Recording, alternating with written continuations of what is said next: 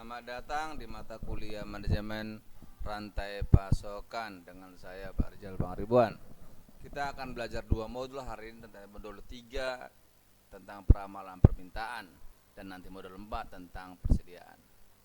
Dasar-dasar peramalan permintaan itu adalah merupakan gabungan antara seni dan ilmu pengetahuan untuk memprediksi kejadian di masa yang akan datang.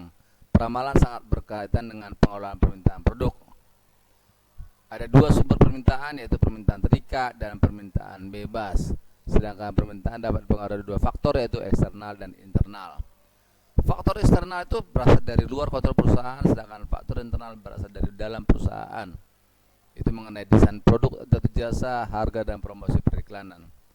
Ada 3 tipe perilaku permintaan, yaitu tren, siklus, dan pola musiman. Tren itu merupakan permintaan dengan pola pergerakan naik turun secara bertahap dalam jangka panjang, demikian juga dengan siklus, tapi itu lebih daripada 1 tahun, dengan pola musiman itu secara periodik atau jangka pendek dan berulang. Ada 3 cara untuk mengakomodasi kekurangan pada peramalan, yaitu mengurangi kesalahan, membangun fleksibilitas, dan menurunkan lead time pada proses rantai pasok. Peramalan memiliki karakteristik tertentu. 1. Selalu salah. Yang kedua, jangka panjang seringkali kurang akurat. Peramalan agregat seringkali lebih akurat daripada peramalan disagregat, dan pada umumnya semakin jauh rantai pasokan dari pelanggan mengakibatkan semakin besar distorsi informasi yang diterima. Ada pendekatan-pendekatan dalam peramalan itu, pendekatan kualitatif dan pendekatan kualitatif dan kuantitatif, di mana kualitatif itu bersifat subjektif dan lebih bergantung pada pertimbangan manusia, sedangkan peramalan kuantitatif itu berdasarkan hitungan-hitungan matematika yang tergantung pada data historis dan atau variabel-variabel sebab akibat.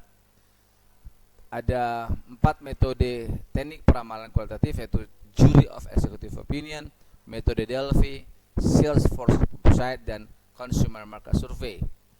Metode peramalan ada 5, yaitu naive approach, time series models, moving average, exponential smoothing, associative model, dan trend projection linear regression. Kesalahan peramalan itu ada rumusan dengan error, kurang daripada aktual yang sekarang, dan pada peramalan itu forecasting.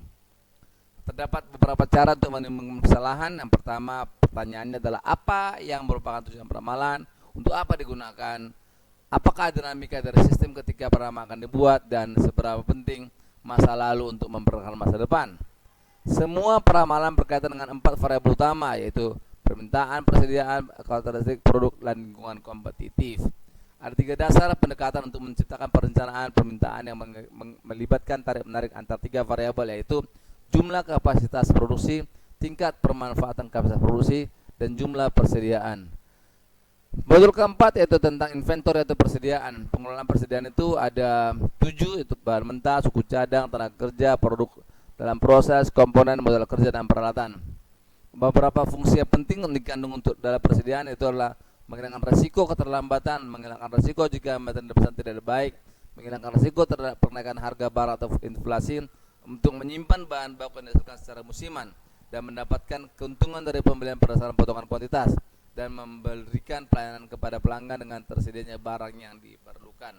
Persediaan dapat dikelompokkan dalam 4 jenis: fluctuation, anticipation stock, lot size of inventory, dan pipeline inventory. Rantai pasok adalah sekumpulan perusahaan yang terintegrasi, di mana mereka harus berbagi informasi dan bekerjasama dalam eksekusi distribusi fisik untuk memastikan aliran yang lancar dan terintegrasi atas barang, jasa, informasi, dan uang di sepanjang jalur rantai pasok.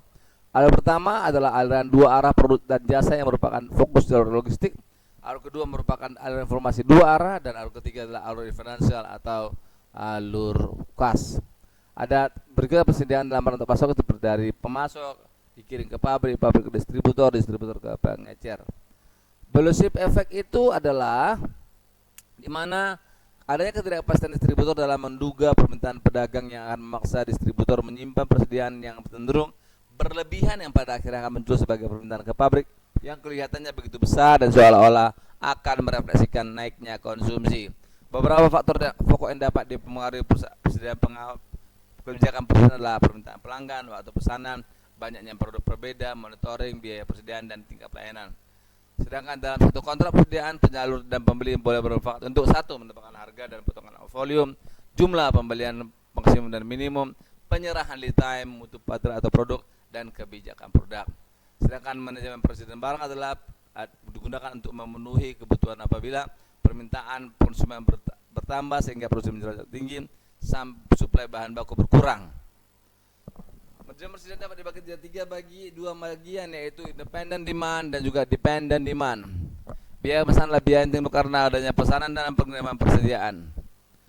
Ada macam-macam sistem persediaan, yaitu sistem order point, sistem periodik, sistem persediaan dasar, dan sistem visual. Terima kasih atas perhatian Anda. Saya harapkan Anda mengerjakan diskusi dan juga kuis yang akan diberikan atau telah diberikan. Terima kasih, selamat siang.